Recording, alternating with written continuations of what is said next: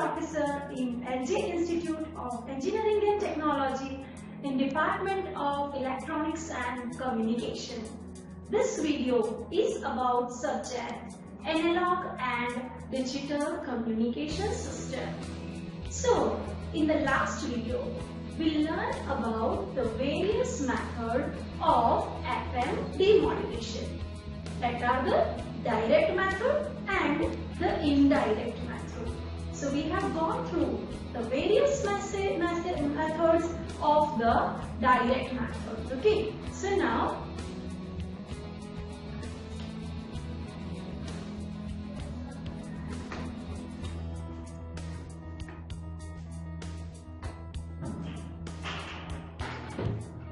थोड़ी बार रखना है उसे.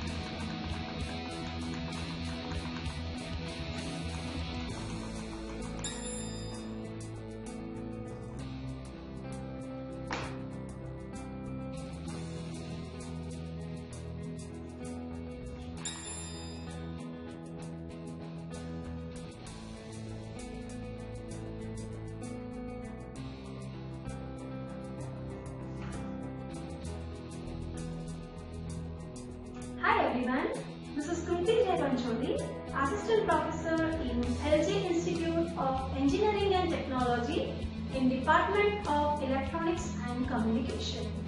This video is about subject Analog and Digital Communication System. So, in the last video, you learned about the various FM demodulation method, which consists of the direct method and indirect method. In the direct method, we learn about the various four methods. Those are slope detector, balanced slope detector, Foster series phase discriminator and ratio detector. Now today, in this video, we will learn about the indirect method of FM. That is the phase lock loop. Okay, so phase lock loop, what is that? So it's a best frequency demodulator and is an electronic circuit with a voltage current driven oscillator that constantly adjusts to match the phase with the frequency of the input signal. So here we are going to use the PLL. Now the PLL, as we have studied earlier in the videos about the PLL, that it has the three components. Those are the phase discriminator, loop filter and voltage control oscillator. Now the phase discriminator, that is what? Which will compare the phase of the two signals and will generate the voltage according to the phase difference of the two signals. So now here it will compare the voltage given, okay, as an input and the output voltage, output frequency. So according to the frequency, the voltage would be generated and according to that the phase will have loop filter. Here we are going to use the low pass filter. What the low pass filter will do? It will eliminate all high frequency component. So it will suppress all the high frequency component of the phase discriminator and produces the output voltage. Voltage control oscillator, what it will do? It will generate the RF signal. It will generate the RF signal whose frequency that depends on to the voltage generated by the phase discriminator. So this way we have the three components, which is of the PLL. So now here you can see the block diagram of the PLL. What you can see as the input, the FM signal, FM modulated output. Okay, we are giving that FM modulated output to the phase detector or the phase discriminator. Now the phase discriminator, which is having the other output, okay, and that output will come from the VCO. So it will do just the function of the comparator. And this comparator will compare the input from the FM signal and which compare the VCO output. Okay, and based on the comparison, it will produces the error voltage, which is applied to the low pass filter, and this low pass filter will compress all the high frequency component and which will produces the output over here. So this is what the difference between that, and that output will be given as a feedback to this VCO and which will producing the output. So now this is what, so whenever the incoming signal and the output that produces by this, okay, this will same, it will lock at that frequency, and now for that whatever the change in the input frequency that is to be observed, for the same we can have the change in the output voltage. Okay, so this way we have the function, okay, for the phase detector, and what it will do, it will compare the two input signals and generate the output signal, and when the filter will control the VCO, okay, given to the low pass filter. And the low pass filter, what it will do,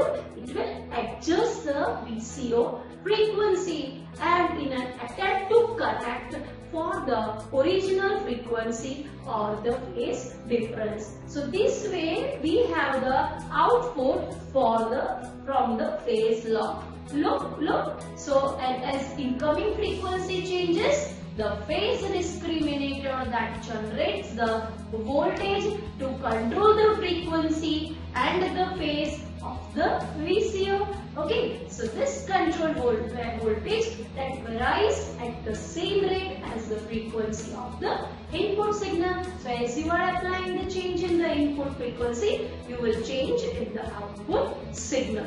So this way we can say that the control voltage that is proportional to the rate of the change in the frequency, input frequency, and this way it can be used as an output. Also the PLL must have a low time constant so that it can follow the modulating signal, okay, free running frequency of the VCO that is set to the carrier frequency of the FM wave, and what is your lock frequency?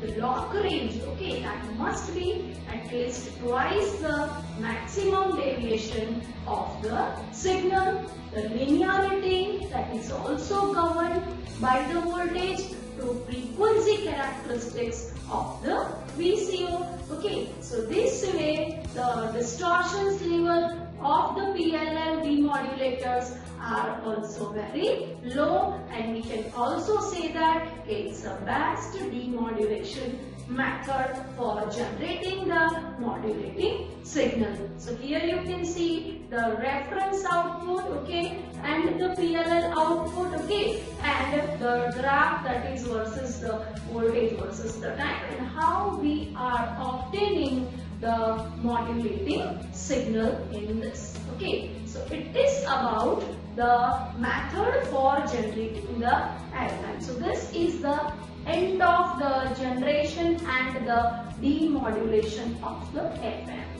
Now, as we know that in a noise produced by the particular system, so the system in the broadcasting that we require, that is more immune to noise, because we know that our target that is to suppressing the noise level. So how do I suppress it? So very first I should have the idea about which kind of the interference that can be there in the angle modulated signal. So interference produced at the radio receivers are: the first is the image frequency, second is adjacent channel interference, third one that is the co-channel interference or the capture effect. One by one we'll see what happened and what is the effect of all this interference, and as how can we say that which system that is more immune to noise. So the image frequency is what?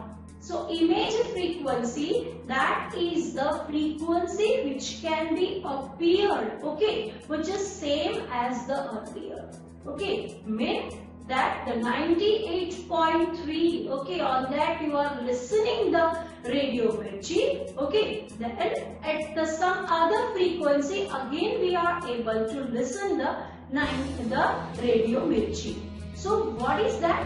That this is the image frequency. So now this image frequency that can cause the interference in the communication. So what we can do, that we minimize this image frequency by setting the high frequency rejection ratio. Okay, so this way we can reject the frequency. Okay, so what happened? We have only single frequency, and on that the output that can be available.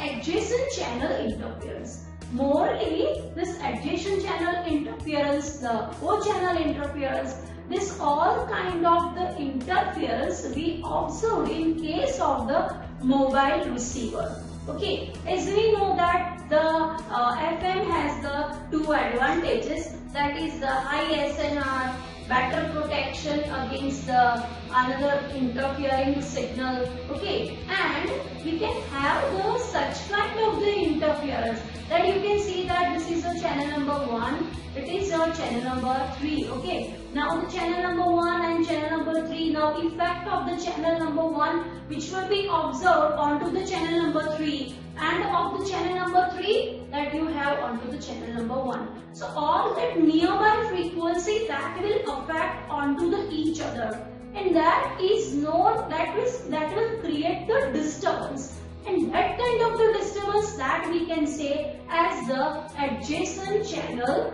interference. So FM gives the superior the noise rejection ratio with the AM. Okay, why? Because in the FM there is only change in the frequency, no change in the amplitude. And as we know that the change in the frequency, okay, so that the noise which is the higher amplitude, higher frequency wave, that can be easily differentiated from the FM wave, and we can demodulate it and we can remove it by using the filter. So with the use of the guard band, you can provide the guard band between the two channel, so that what happens? Guard band means the space that you will provide it between the two frequency, in that there is no transmission that has been done. So by providing that kind of the guard band, what happened now? You have a space, okay, so that there is no effect of the one frequency onto the other, and this way we can improve the adjacent channel rejection, okay, and this way the interference that can be also reduced, okay. The another is the co-channel interference, or it is observed as the capture effect. What is that? It occurs when the two or more APs are using the same channel. Okay, so co-channel interference, that is what it is also referred to as a narrow band interference, is due to other nearby systems using the same transmission frequency. Okay, so when the other nearby station using the same transmission frequency, then effect of that frequency onto this frequency will create the co-channel interference. So it is observed when two FM transmitters are operating at the same transmission frequency. As we want to take the advantage of the reuse of the frequency, so that at that time, okay, we have to follow some protocol. After following the protocol of reusing the frequency, we can avoid the co-channel interference. So if the same frequency to be used by the two FM transmitter, then what we can do? Then the co-channel interference that can be occurred, so that the sound distance that would be always required between the two frequency, and that way we can improve it. Okay, so it is about the capture effect, the interference, okay, that could be occurred in the communication. So thank you very much everyone.